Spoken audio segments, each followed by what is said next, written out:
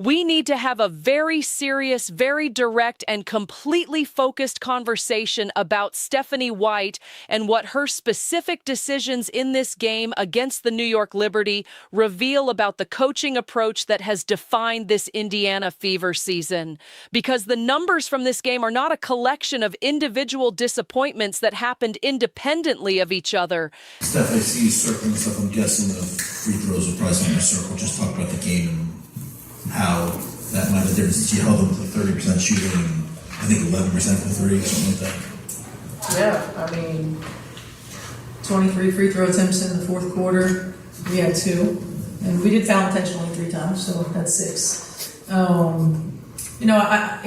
was not a pretty game, certainly. I felt like, in spite of that, we gave ourselves opportunities. But it's really tough. I mean, we missed 11 layups.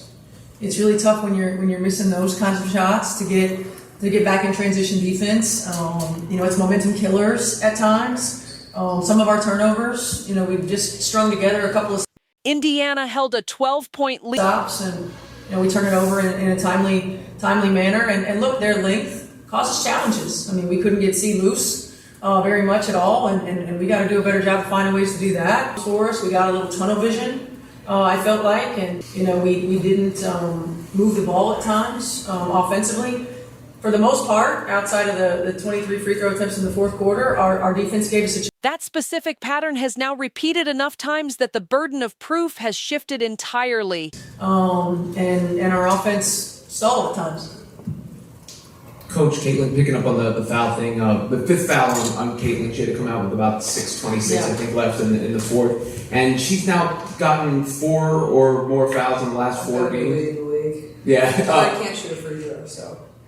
So how do you prevent that from happening? Is that just the way the game's being called? I mean, some of it, but we've got to do a better job collectively as a team. I mean, there were a couple of those where we had opportunities to plug gaps because the person that we were guarding was behind the play, and we got impatient.